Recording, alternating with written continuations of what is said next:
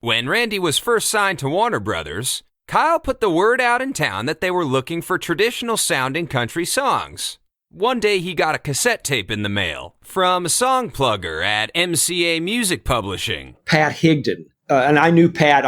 I had worked with Pat a lot. Really good song guy. So he put this thing in the mail. Didn't call me and tell me it was coming. Nothing. It just showed up in the mail. So, wow, MCA. I opened it up, put it in and listened to it, and it was On the Other Hand. As the story goes, On the Other Hand had quite the journey before making it to Kyle Lehning.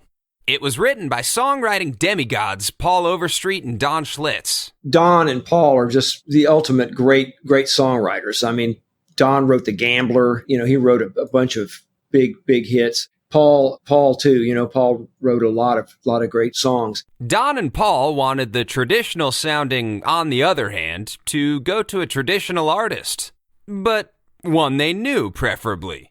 They first reportedly pitched the song to country music legends Merle Haggard and George Jones. Yesterday's wine. Yesterday's wine. But they each passed on the song. So they eventually sent a demo of the song Kyle Lehning's way with a specific artist in mind. We pitched the song for Dan Seals, and Dan was selling around 250,000 units. Co-writer Paul Overstreet.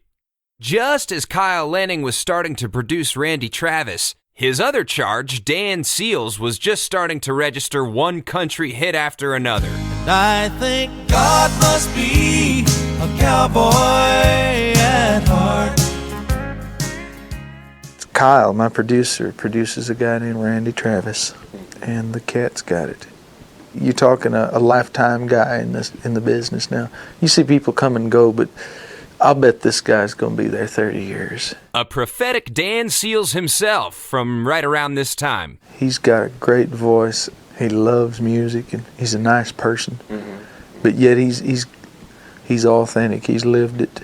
Incidentally, England Dan gets his own episode. But that's who Pat Higdon had in mind when he sent the song to Kyle. And I immediately called Pat and said, love this song. Let's put it on hold. And that what that means is that when a producer or a record company person calls a publisher and asks them to put a song on hold, that means you're very seriously considering recording it, and you would like it not to be pitched to other artists. But co-writer Paul Overstreet was less than thrilled. Then they called me, and Kyle had said, I don't hear it for Dan, but I'm doing this new artist called Randy Travis, and I'd like to cut it on him. And then the word I heard was that Paul was upset that this guy that he had never heard of had put the song on hold. And I thought, well, I was about to do my record deal, so I thought, well, if we're going to do it on a new artist, I probably will hold on to it because maybe it'd be a song I would do.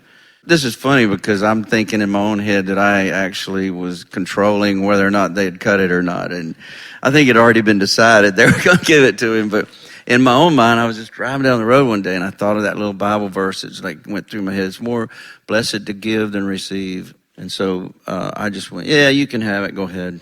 But I think they were already going to do it anyway. Regardless, good move, Paul. The Don Schlitz and Paul Overstreet co-write became one of the first songs Randy would record for Warner Brothers. Keith Stegall would actually co-produce this early batch with Kyle Lehning. Thankfully, Keith and Kyle had an abundance of quality session musicians to choose from. One of the blessings of Nashville is that the musicians that have been available to make those records are stunning. I mean, Larry London was just a phenomenal musician, a great drummer. David Hungate, who was the bass player in Toto, moved to Nashville in the 80s, and he started working with us a lot. Matt Rollins is a brilliant piano player, but we used Pig Robbins too. Pig was a player that we used a lot. Doyle Grisham played steel on the early Randy records. Doyle's on the road with Jimmy Buffett now, and Doyle's great. Steve Gibson played on those early records. He's just a brilliant guitarist. Just bless Mark O'Connor. I mean, his fiddle playing was like listening to another singer. It's very difficult to make a bad record with those people. Case in point, the very first single by Randy Travis, 1985's On the Other Hand. But on the other hand,